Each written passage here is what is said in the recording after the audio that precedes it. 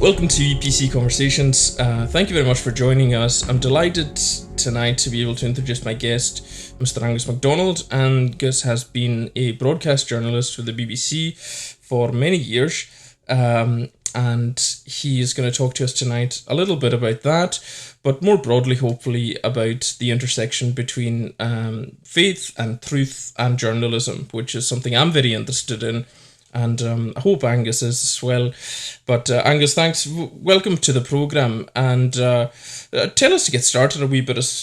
I think it'll probably be interesting for folks to hear. How are you doing broadcast journalism in the middle of a global pandemic? Well, interestingly enough, the technology now allows you to do journalism from anywhere. When I first started, we were doing interviews on quarter-inch tape, which we had to edit with razor blades. But now you can do everything that you did with a huge studio and sometimes an outside broadcast crew. You can actually do it with your iPhone. And it's quite amazing the way the technology's come on, because instead of having loads of people when you're out doing anything, you can now do it yourself, or at least the younger people can. I'm afraid I still struggle with the technology, but when it does work, it's amazing.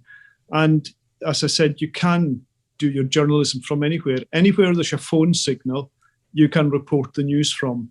Anywhere where there's a 4G or 5G signal or a Wi-Fi signal, you can do fantastic stuff with the technology you've got nowadays. So it doesn't matter about the pandemic. We're all forced to separate from each other. We're all forced to work on our own. But if you've got the technology, you can do that basically from anywhere. Yeah, I've often said to folks I would dread to think what would have happened if we'd had to endure this, say even 10, 15 years earlier, because of how limited we'd have been. The technology just wasn't there. So that's come a long way. And it sounds like you've even had quite a journey if you got into broadcast journalism in the days of cutting up literal tape. What about, why don't we start with your own faith journey? You are a man of faith, and could you tell us a bit about, were you somebody who always had faith? Were you brought up with it? And what was the significant start of that journey for you? I was brought up in a Christian community and in a Christian family on the Isle of Lewis. From my youngest days, I've never not believed that there was a God.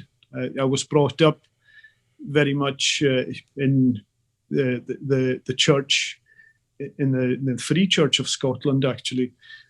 So I've never doubted that there was a God, but my perspective on God, I suppose, was somebody there who was always watching your every move, watching what you did, and chalking up everything that you did wrong. And it was only later, I think, that I fully understood what God had done for us in order to remove all these wrong things that we've ever done and continues, and the things that we continue to do. So I've never really not believed, but it was the kind of thing that you sort of were aware of, but you also tried to see how much you could get away with and try and ignore it. It was always there at the back of your mind, but as you grew up, you were interested in everything that your peers were interested in. I went away to university when I was 17 and a half to Glasgow, which I enjoyed very much, and it certainly broadened my horizons, and I met a lot of interesting people. But even there, where I was quite determined to live just as wildly as everybody else, I was a bit of a softy at heart. I was very homesick when I went away, and in fact, in the first couple of weeks, I almost came back home. And the only thing that kept me at my studies was the thought that my parents had always emphasised to us how important education is, and I thought maybe I'd be letting them down if I went back. Anyway, I stuck it out. But funnily enough, being homesick, I was very keen to be amongst people from home if I could. And in Glasgow, there are huge numbers of island people. I often think that if all the island people in Glasgow were forced to go back home to Lewis, there probably wouldn't be enough standing room for everybody who's there. So I found my way on Sundays to two churches in Glasgow. In the morning, I used to go to St. Vincent Street. And in the evening, I used to go to what was then Partick Highland and is now Down Vale. And came across two very good preachers there. One of them was Douglas Macmillan, the late Douglas Macmillan, in St. Vincent Street, what's now Glasgow City Church, I think. And Professor Donald MacLeod was in Partick Highland at the time. Two very different but excellent preachers. So unbeknownst to me, I was soaking up the gospel all the time I was there. And during my time there, in fact, I met your father-in-law, Robert Smith, in St. Vincent Street, and he kind of took me under his wing for a while as well. He had a good relationship with my dad, which I didn't know at the time, but I came to know after he sort of sussed out who I was. And being a hungry student, quite often he used to take me out to Sunday lunch. So there was a connection there right away. But I used to see lots of people from home, and at the same time got excellent preaching and teaching in both these churches. And it influenced me in many ways, I suppose, although it was quite a while after that I actually came to profess faith. In fact, maybe about 20 years after that. So it was a very gradual process and many stumbles and falls along the way. The first thing I have to not let go by is that Robert Smith is my grandfather-in-law, in case people think I'm 20 years older than I actually am. You're right. Sorry, I'm probably feeling younger than I actually am. That's quite all right. Yeah, but that's Robert was always young at heart as well. Absolutely, I would say he still is. That's a really interesting thing for me in doing this program and showing how small the world is. One of the things I picked up on that you said there was how God clearly used the longing for home, but also being brought up in a strong gospel culture as part of your home. Use these things in conjunction. And there's actually a big biblical theme that I'm hoping to look into more in the coming years, is how essentially the gospel is a longing for home. It would be fair to describe it that way. And the second thing is I've had somebody on the podcast talking about that, and I've also had Douglas Macmillan's son Neil Macmillan on, so it's incredible how all these things come together. But the other note I picked up on from your own personal story is just, for me, what an encouragement to keep trying to faithfully preach the gospel week in and week out, because so often we can be discouraged by not having a lot of quick or immediate conversions. But it sounds like if you hadn't been exposed to that continual, really good gospel preaching, then your story might have been quite different. So I'm sure you would agree that there's something to be said for really persevering in that, even if there isn't immediate results. Oh, absolutely. I think your duty, if I can say that, is to make sure that you preach the gospel faithfully and as attractively as possible, because it is the best news in the world. And if you don't get excited about it when you're preaching, what are you doing it for? But if you do that faithfully, then God will be faithful in bringing fruit for your work. And that's what I found with these preachers. They were amazing preachers. They showed you, they didn't just tell you that God's amazing. Anybody can do that. They showed you why God is amazing and why he's amazing in the way that he's brought about salvation through Jesus Christ. And they used their knowledge, they used their experience, they used their oratory, they used every trick in the book in order to explain the gospel to people. And that was people coming in at every level. It didn't matter what your background was, you got something from these preachers. So you have a very heavy responsibility, but you also have the promise that if you do that faithfully, then God will respond and God will reward that faithfulness. And thank God that he did draw me to hear these things, because I can still remember things from these people to this very day, things that still affect me and things that mean a lot to me. Douglas, as you know, had been a shepherd in his earlier life. Now, I was born and brought up on a croft. I was a crofter until I finally got married in my mid-20s and left the island completely. And so I was quite well used to sheep. So when Douglas started using the symbolism of the sheep, and it was pretty obvious to me that he knew sheep very well, he was right on my wavelength there. It was another tie-in to home. These kinds of things, people, as the Bible says, bring out of their treasure house old things and new in order to make the gospel relevant to everybody that they hear. And it has an effect. And you should never be discouraged, because I remember the minister we had in the East Church in Inverness, Reverend Angus Macdonald, telling us that when he first started in his ministry, the first few services he did, he was feeling absolutely terrible about them. And there was one particular night he said that he felt he'd done so badly. He came home and he told his wife that he was on the verge of giving up. And then shortly afterwards, a woman in the congregation said to him, a woman in his congregation was converted, and she said to him that the means of her conversion was the worst service he felt he'd ever done. And so you never know what effect your preaching has. If you're preaching the word of God, he will own it, and it is powerful. And you or I, we don't know how powerful it is. But if you're preaching the word of God, it has a power that we just can't explain. Absolutely, I would totally agree with that.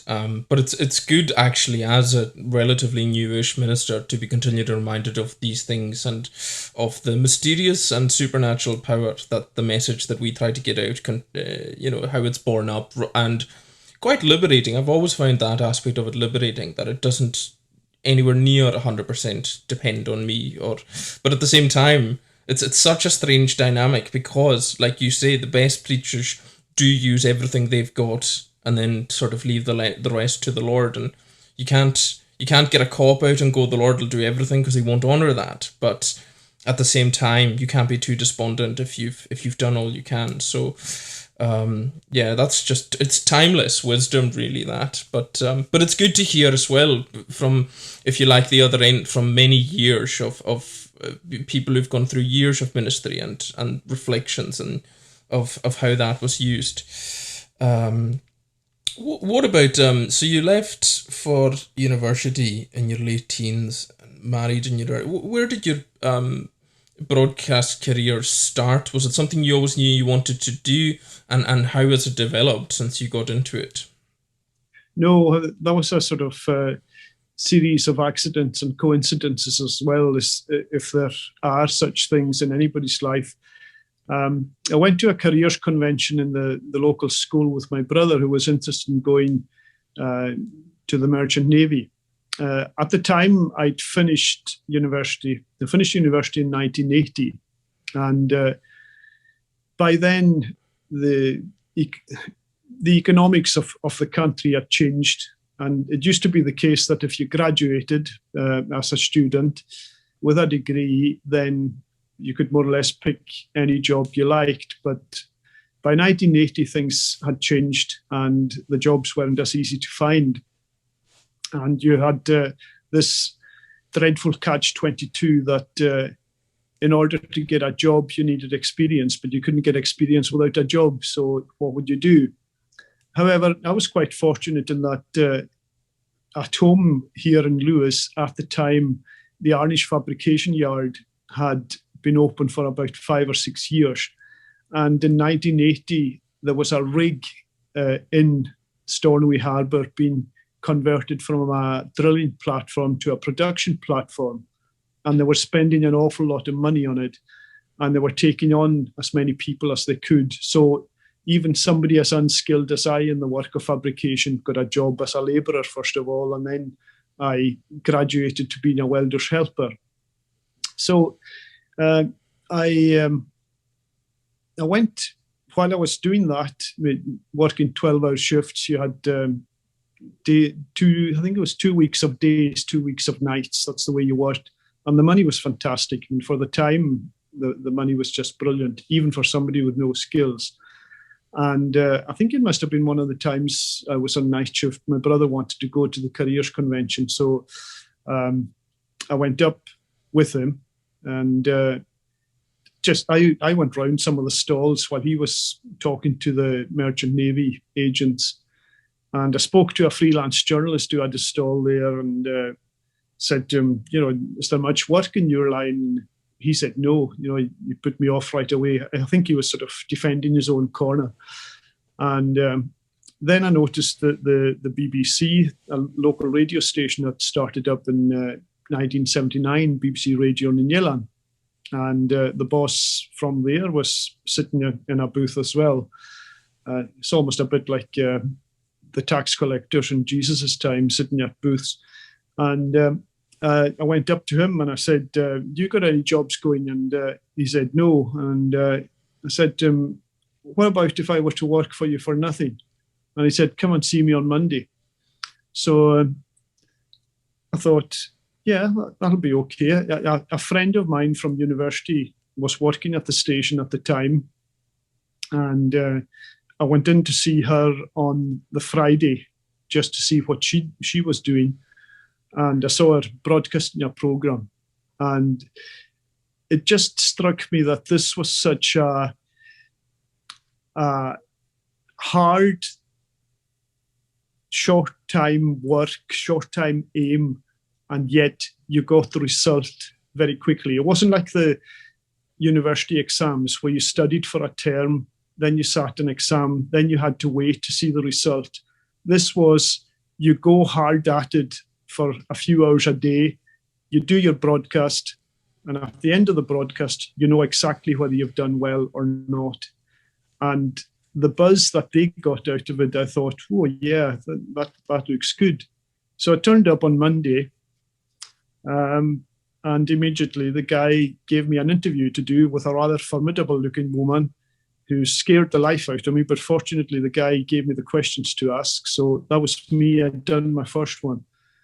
And every time I was on night shift and I wasn't too tired, I used to go in, and eventually I started working as doing a bit of freelance work and getting paid for it, which was a privilege as well. Meanwhile, the work in Arnish was getting a wee bit tedious and boring. It was well paid, but it wasn't. I felt I wasn't really doing what I really wanted to do. So to give myself more time, I went back to Glasgow to do teacher training. And after I'd done that, I got a job in the local secondary school part-time, and for 3 days a week. And then for 2 days a week, I had a job with the radio station presenting a sport program. And I moved on from there. The following year after that, a full-time job came up at the radio station. And I went for that and got it. And then they were starting a new service in Inverness in 1985, and they were looking for people to do that, so applied for that. And that's the year I got married as well. So we settled in Inverness, started a job there.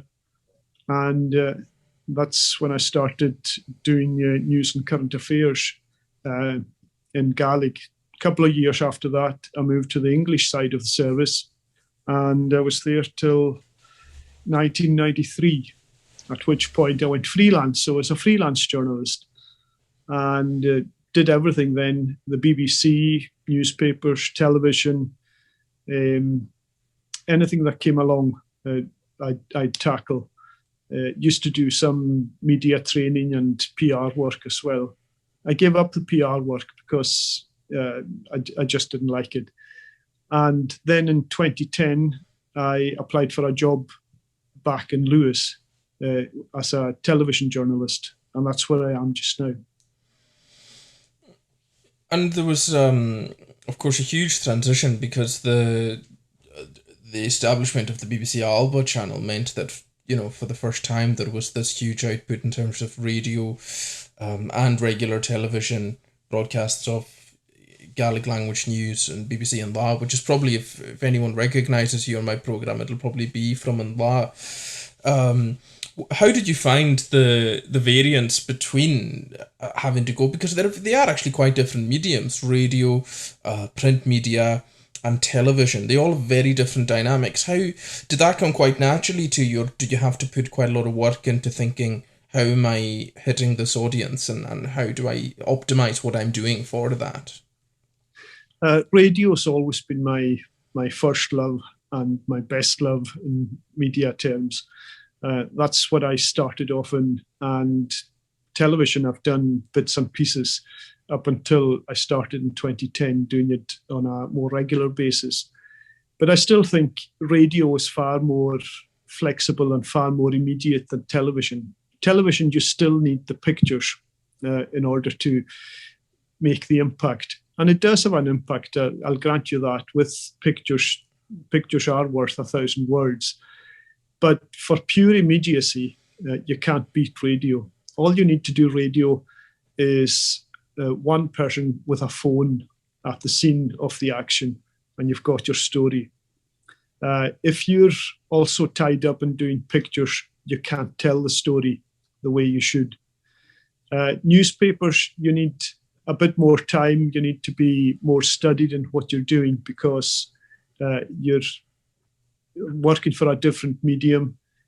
You're working for a different audience. People have time to study what you do. So you've got time to think of the fortunate phrase more so than in radio. It's got to come naturally to you anyway.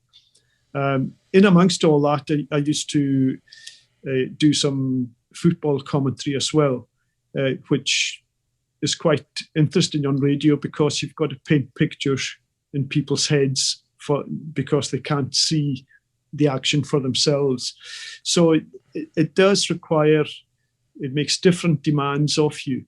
But I must say, I prefer radio. I do like writing, and I had to learn some new skills for which I was very grateful, actually. I came across two guys working in newspapers in Inverness who were both Christians. A guy called Ron Lyon, who worked for the Inverness Courier, and a guy who was the Highland editor of the Present Journal called Duncan McCrae. And they were extremely helpful to me, because I was in radio mode when I started writing for the papers, and they advised me about what they wanted, what sort of style they wanted, and how I should go about it. And that was very helpful. But television, I'm still learning about, I must say. And I do prefer it when I've got a cameraman. I quarrel with my camera very, very often. But when you have a really skilled cameraman or camera person, I suppose, with you, it makes a huge difference, because you can then concentrate on the story, knowing that somebody is going to get you the good pictures that you need to tell that story properly. And so not only has the sort of mediums expanded, and obviously television's become a much bigger part of the market of broadcast journalism, but what other sort of big changes have you seen? Because that's quite a long and storied career you've had in it. What are the main sort of developments and evolutions you've seen within it as a media? Because what comes to my mind for a start is the depreciation of print media and the newspapers in terms of their circulation, but also their funding. Television becoming a bit more dominant, and also an expansion of the amount of formats and everything available, meaning quick turnarounds. And some of that is just from my own experience of having had a short career in it. But from your longer career in it, what were the big developments for better and for worse? I'm not quite sure there are too many. This is going to sound awfully old and crotchety, but there aren't too many benefits changes for the better. When I started off with a local radio station, and that concentrated on delivering the news that was happening in the Western Isles and Wester Ross.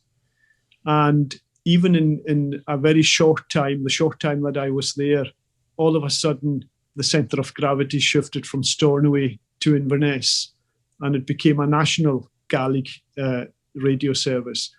And interestingly enough, the council in the Western Isles at the time were very angry about the shift because they felt that they were losing out.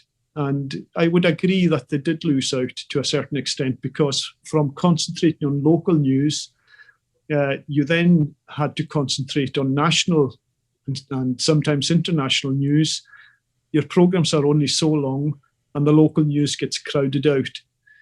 And it's been developing ever since. You hear very often the decline of local newspapers, the decline of court coverage, the decline of the coverage of local councils. All these things are the things that affect people's lives most immediately. And while the national politics are important and very interesting sometimes, you also need the local content.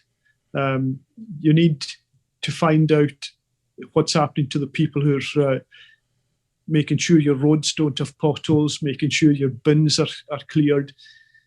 These things are going by the wayside, and there's a concentration on the bigger picture, and the local picture is going out all the time. This move now, it's been happening for years, to social media, and we can see the huge result that's had on politics, the politics of the United States. Very often it's a pack of lies, and there doesn't seem to be any way of checking it. I work in an organization where you have to tell the truth, where you have to balance your stories with both sides, or sometimes 3 or 4 sides of the argument. That doesn't happen in social media. People have accused me of telling lies or of being biased. Quite often in situations like this, where I'm talking to people, and I say to them, if you were held to the same standards that my colleagues and I are held to, where would that bit of gossip that you spread this morning be? Because people seem to think that they can spread stories, some of which may be true, most of which aren't, and yet they don't seem to think anything of that. Whereas if you report something that they don't agree with, they don't stop to think, is that true even though I don't agree with it? They immediately think you're telling lies.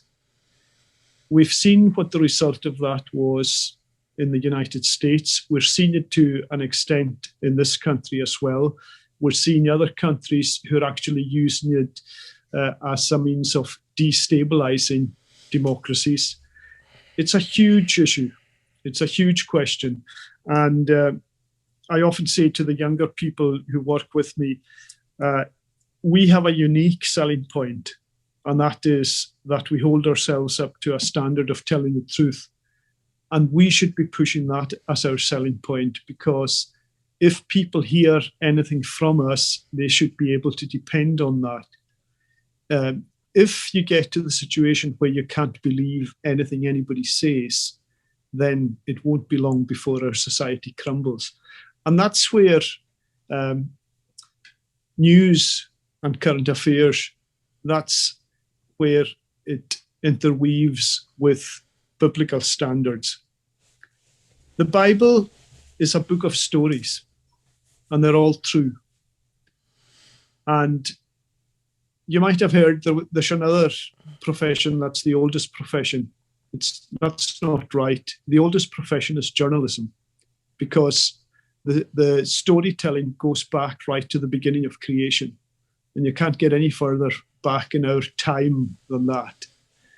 And the Bible has been done by people in the journalistic tradition who've held to very high standards of truth-telling. And not only that, but they've told good news. They've given us good news of salvation. They've told bad news as well, but they've left us with really good news, and possibly the best news in fact, the best news in the world. And that's a very high standard to try to attain. But for some reason, people seem to want to throw all these standards away. I've noticed changes in the people I work with. They do concentrate a lot on social media. They spend a lot of time on social media. I must admit, I don't have any social media accounts. I just feel it's unsafe for the work I do. But there's a reluctance with some of them to actually lift the phone and speak to people, which is something that I find very natural to do, and which is what I was brought up to do, because it's in speaking to people that you find out about them, you find out interesting things about their lives, you find out interesting things about their communities. And the way that conversations have degenerated doesn't help. If you send somebody an email, you have to be extremely careful what sort of tone you write that email in. If you're on the phone to someone and you don't adopt the right tone, you can, in the conversation, make sure that that tone is corrected.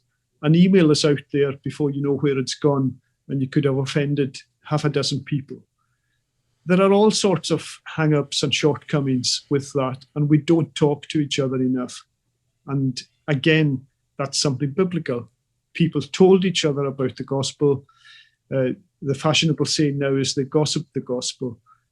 They were always in conversation one with another. They were always in each other's houses. And I know that's difficult now, but you can see the concept. They had meals together. They had relaxing times together. They discussed things together. If someone found out something new about the gospel, they discussed it amongst each other. And we're gradually losing these things, and we're becoming more and more separated one from the other. Yes, and quite right to point out that trajectory had started a good bit even before the pandemic, because of the way, I would agree with you, social media was being utilised. Some huge themes in there in terms of our commitment to be people of the truth in Christianity. Also, when you were speaking, you reminded me of, we had to do quite a lot in the New Testament when we were doing divinity, and the accuracy and the reliability that there is in historical studies for how the Gospels were transmitted, even orally, before they were written, is astonishing. It stands out actually in ancient history for its reliability. The other thing I really want to come on to, though, is I want to develop and push into the idea of an inheritance and a culture of truth-telling. And I agree with you, that's something valuable we have in terms of the standards that the BBC is supposed to hold itself to. The idea of telling the truth in our broadcasting, and the fact that there's been, right now with social media, we're seeing a slide in that and an increasing, I would say, tribalism, rather than a commitment to getting the truth that might be in the middle of our tribes. But what about the fact that from our perspective, well, where are we today in 21st century Scotland as you and I are recording this, and this might have changed by the time it goes out, so I'll put a caveat in, but this is really at the front of our news stories. We've got accusations, and I won't say any more than that because we don't really know, but that there's been a crisis in our Scottish government of truth-telling, whether that happened or not, and the huge implications for the integrity of our entire parliamentary system. And you and I think most people come at that from a point of view of, well, of course we should have integrity and the truth. Whereas, and we lament the fact that people descend into tribalism and lobbing virtual grenades over the fence at people that don't agree with their tribe, whether you want to call that. Probably a good example today is nationalist and unionist. But isn't that actually just a very human thing? Isn't that tribalism? Hasn't that been what people have always done? And isn't what we have in terms of the value for democracy, a very robust press that reports and tells the truth, isn't that actually a bit of a blip in history? And does that make you a bit pessimistic that it's just going to slide away?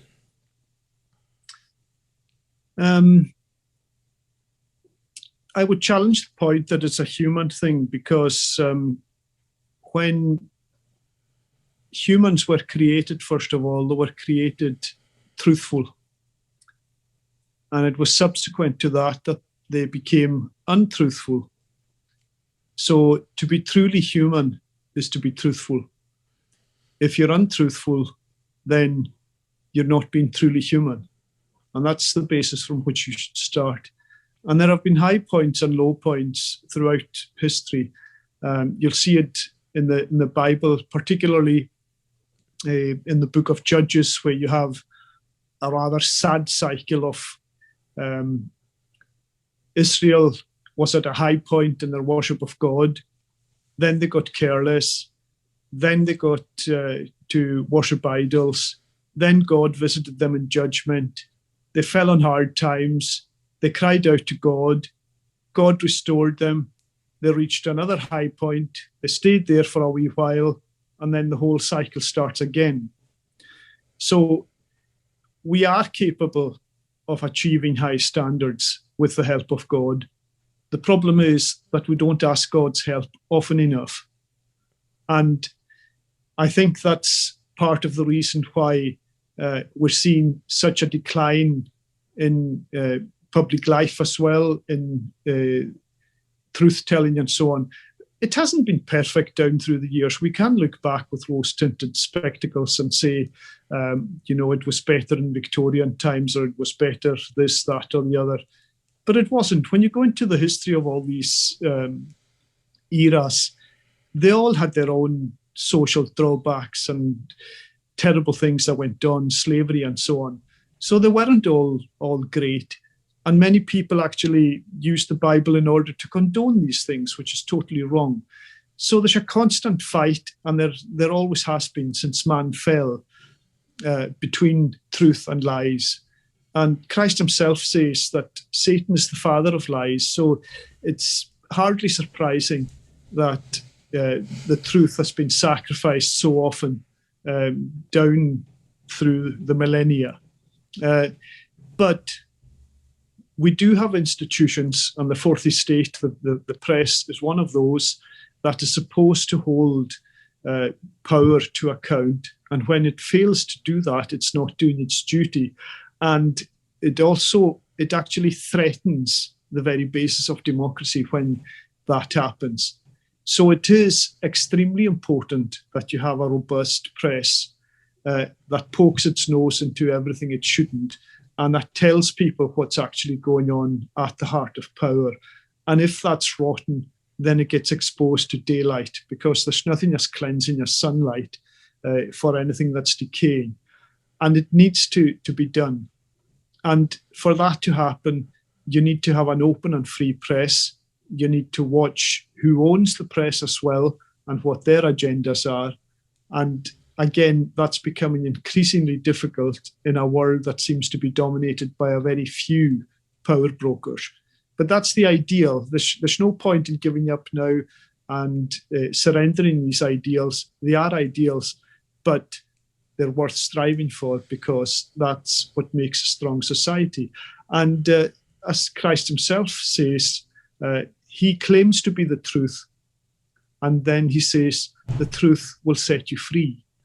And if you had that as your motto, the truth will set you free, it's quite an amazing statement. Because if you tell the truth, you don't have to hide anything.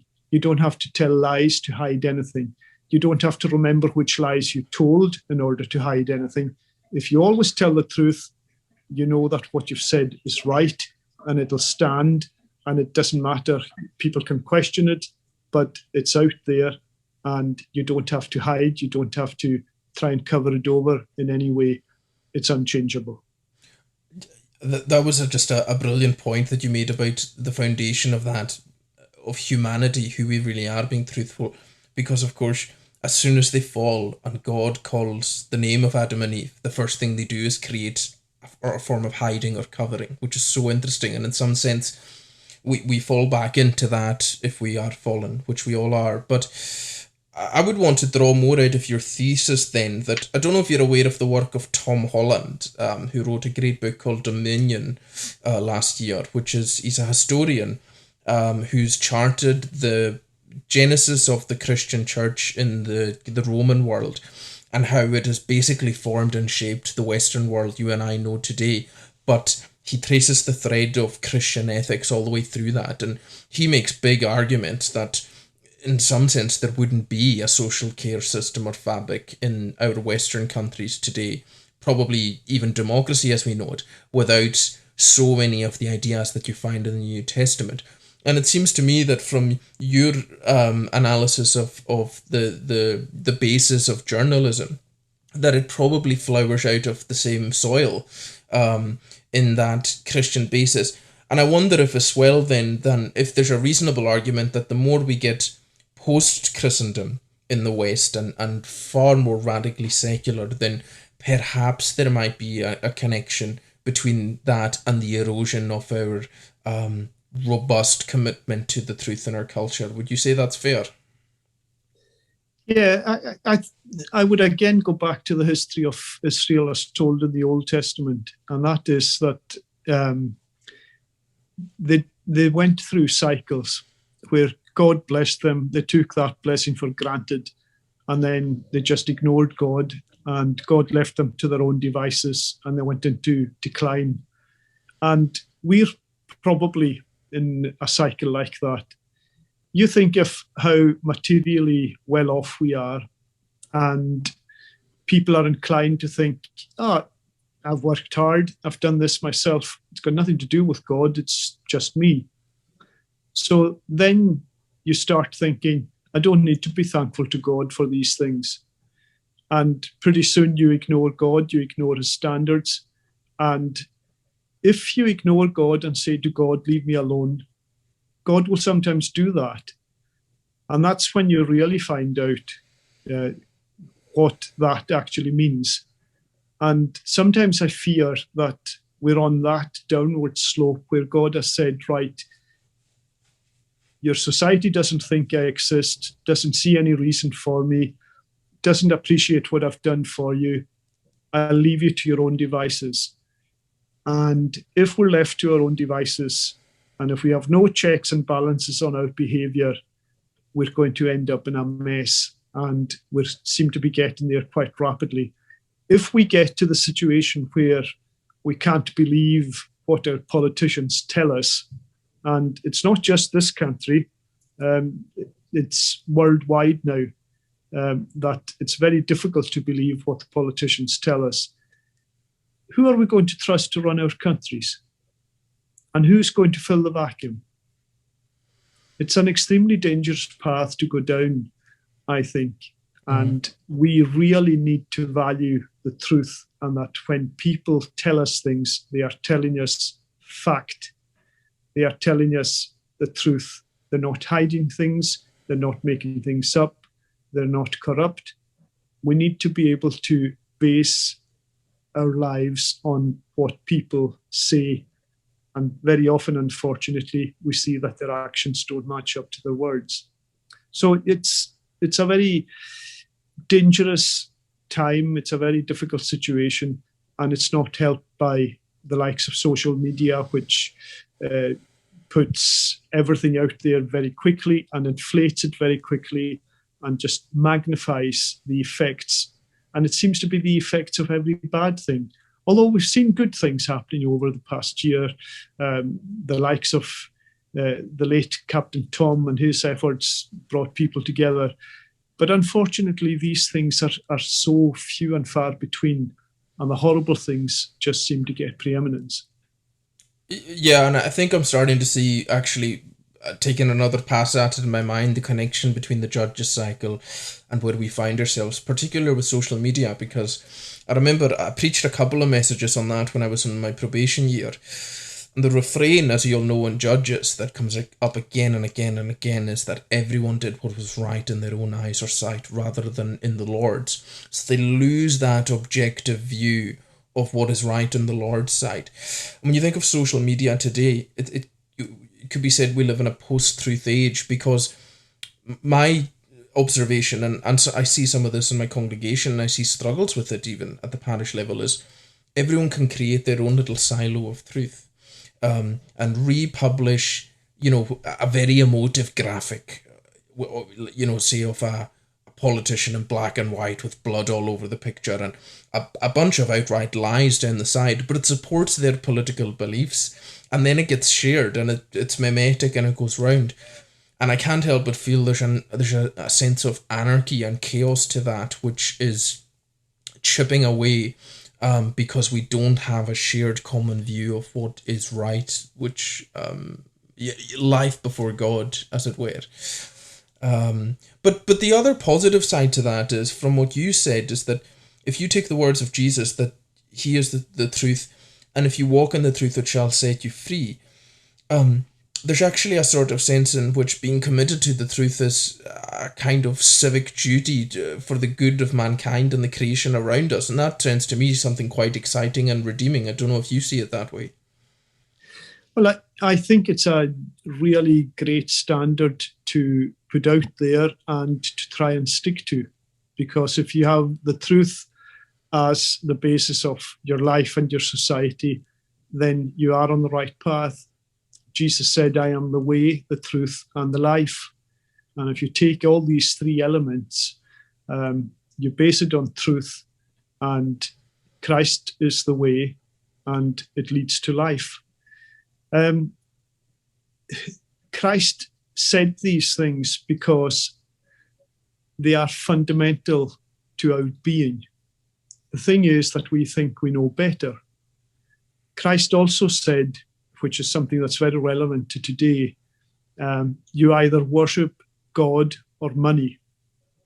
And if you look at all these social media companies and so on, as they say, follow the money.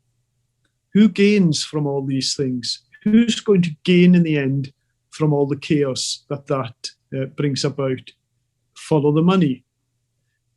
And who gains from spreading lies? Who gains from controlled media? Again, follow the money. So if you're going to have good government, that's where you need to start controlling things. But again, we're down to this fundamental of how do you get good government? How do you make sure that the government stays good and non-corruptible? And we do need to reset our standards, I think. And as you said, the Bible has been the basis of a lot of our freedoms. We wouldn't have democracy without it, I would argue. And in fact, there were some pretty convincing lectures at the time of the commemoration of the Reformation, which made that point that without the Reformation, you wouldn't have the freedoms that we enjoy, including the freedom of speech, including the freedom to say anything. And if you don't have the freedom to say anything, then we couldn't be speaking the way we're speaking just now. So you've got to be aware that people are going to say things that you won't like. But as long as people have the freedom to argue and to discuss, then you can challenge all these views. But our freedoms are based very much on the Bible. And when we start putting the Bible away, that's when our freedoms are in danger. It's almost like we're cutting ourselves off from the foundation and thinking the house will stand just fine because it's been a long time since we ever even realised there was a foundation. Yeah. What about in terms of getting good journalism that gives you good politicians because it's doing its job?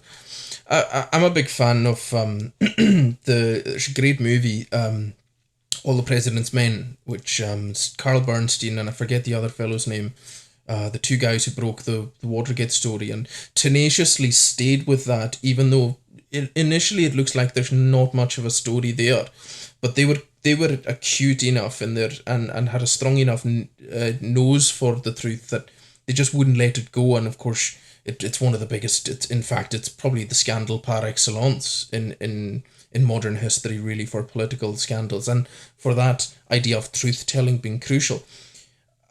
I don't know much because I'm not in the industry, but it seems to me, from as an outsider, there isn't an enormous amount of that type of investigation, long term, digging hard and deep, refusing to let go. Is that the case? Am I mistaken in that observation? But if there's anything to that, if that's not as much there, and for the poorer, why would you say that is? Well, there are still good investigative journalists and journalism out there. The BBC has a few investigative strands. The Times newspaper, for example, has investigative journalistic strands as well. The problem is with all of these things, they cost money. They cost time and money. You have to dedicate sometimes teams of journalists to them. And it's not every publication or every media outlet that will afford or can afford to do that. They are still there and they are required, I would say. A lot of these types of stories, they depend on either people with consciences who are within the establishments that the stories are about, who leak things, sometimes when it's very dangerous to do so. Sometimes it's people who are simply out for revenge and who will leak things. And that's where you require very good judgment to make sure that what you're being told isn't a bunch of lies and it's just malicious in order to get people in trouble. But the investigative journalism is still going on. There's a body of investigative journalists in Europe as well who stand behind quite a lot of stories, and you see The Guardian quite often crediting them with investigative stories that they've done. You've seen in the past stories about MPs' expenses, all that kind of thing. It still does go on. It's probably more difficult now, as I said, because newspapers don't have such big staffs. They don't have so much power, so much money. And it is, unfortunately, still a very necessary thing. And we're the poorer for it when that kind of effort gets cut down. Yeah, but, well, what would you hope then for you personally would be the end point of this? If you hope it in a cycle, would you hope that there'll be some sort of form of turning around, even if it's not perhaps a full-on religious repentance and revival, which of course I think we would all love to see in the church on a national level. But short of that, do you kind of hope that just with enough of a cyclical thing that there'll be a kind of a turning around generally and going, actually, we need to get back to some of our standards here that we had because they were good? Yeah, well, you would hope that, but you have to be mindful of history as well. How many centuries of darkness were there between periods of light? I don't want to depress anyone because I'm naturally pessimistic. But what if we're going into a downturn? We have to pray that we're not. We have to pray that God will turn things around. There are interesting things happening, funnily enough, in places like China, where there are reportedly huge numbers of Christians. There are conflicting stories about how many of these Christian churches are controlled by the state and so on. But I would never underestimate the power of the Word of God. If the Word of God is being allowed to see the light of day at all, then nobody is going to put the hems on it. We can see that in the Bible itself, that some people were preaching the Word of God out of envy, and yet the Word of God was having an effect. Now, there are reportedly millions of Christians in China. What effect is that going to have? And I think that's perhaps a note of optimism, because if there are millions of Christians in China, that will have an effect sooner or later. And it doesn't matter what people say about repression and so on. It will have an effect. There are other areas, as we hear very often, where Christianity is growing. And, maybe our time in the sun has passed. Maybe we've had our chance. Maybe we haven't used it, or maybe we've abused it, or maybe we've ignored it. Maybe we've taken it for granted. We hope and pray that that's not the case. But that doesn't mean that God is left without witness in the world, because they are growing elsewhere, countries in Africa as well. So when Jesus sets out the vision in heaven of the number of people in heaven from every kindred, nation and tongue, and it's a number that no man can number, have we seen that fulfilled in the world yet? And if we haven't, how long will it be before we see that fulfilled? So it's not all bleak. It might be a wee dodgy time with us, I think, and we're sort of scrabbling around trying to hold on to the truth. And I still don't think that people have come to realize the value of what we have, and the standards of truth that we have, and that we should hold on to these, because if these go, we have got no certain standing place at all. The foundations are made of sand. We're going to sink.